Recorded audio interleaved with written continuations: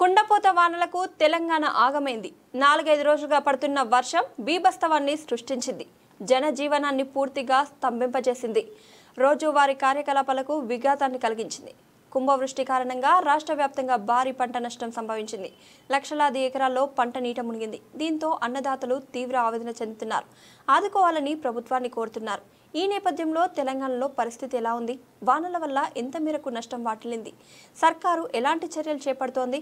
ఇలాంటి పూర్తి వివరాలపై S6 news special report.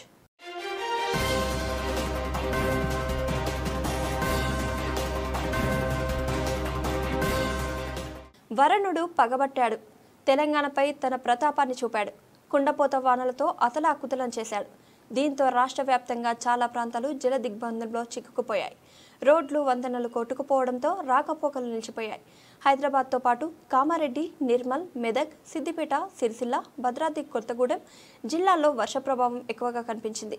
కొన్ని చోట్ల జనం ఊర్లను ఖాళీ చేసి సురక్షిత ప్రాంతాలకు చేరారు. సహాయక బృందాలు వారిని తరలించాయి. మంత్రులు, నేతలు, అధికారులు కూడా క్షేత్రస్థాయిలో పర్యటించి పరిస్థితిని సమీక్షించారు.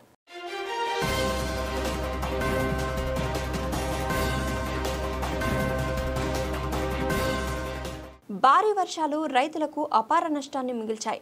వరద నీటిలో పంటలు కొట్టుకుపోయాయి. పొలాల్లో ఇసుక మేటలు వేశాయి. ముఖ్యంగా పత్తి, వరి, మొక్కజొన్న పంటలు తీవ్రంగా దెబ్బతిన్నాయి. తెలంగాణ వ్యాప్తంగా దాదాపు 5 లక్షల ఎకరాల్లో నష్టం జరిగినట్టు అంచనా వేస్తున్నారు అధికారులు. ఇది వేలాది మంది అన్నదాతలకు కన్నీరు మిగిల్చింది.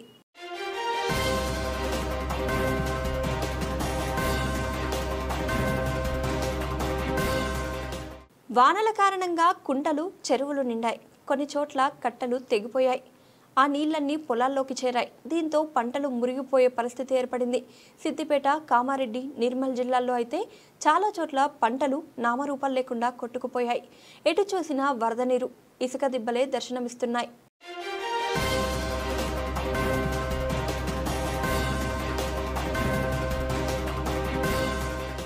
పరిస్థితి ఇలాగే కొనసాగితే పంటలకు గులాబీ పురుగు సోకే ప్రమాదం ఉంది. వ్యవసాయ శాస్త్రవేత్తలు ఈ మేరకు హెచ్చరిస్తున్నారు. ఇది అన్నదాతలను మరింత కలవరపెడుతోంది. ఒకవైపు వర్షాలు, మరోవైపు చీడపీడల బెడద వారిని ఆందోళనకు గురిచేస్తోంది. ఈ పరిస్థితి నుంచి ఎలా బయటపడాలని వారంతా దిగులు చెందుతున్నారు.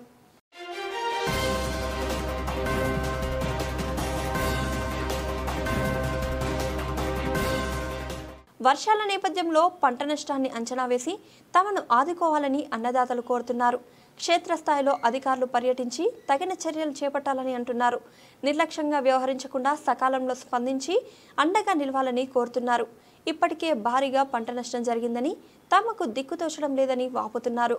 అందువల్ల సర్కార్ తక్షణమే స్పందించి అవసరమైన చర్యలు చేపట్టాలని డిమాండ్ చేస్తున్నారు.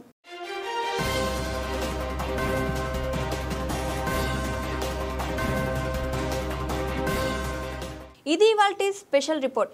ఇలాంటి మరిన్ని ఆసక్తికర అంశాల కోసం మా ఛానల్ను వీక్షించండి. అలాగే సబ్స్క్రైబ్ చేసుకోవడం మర్చిపోకండి.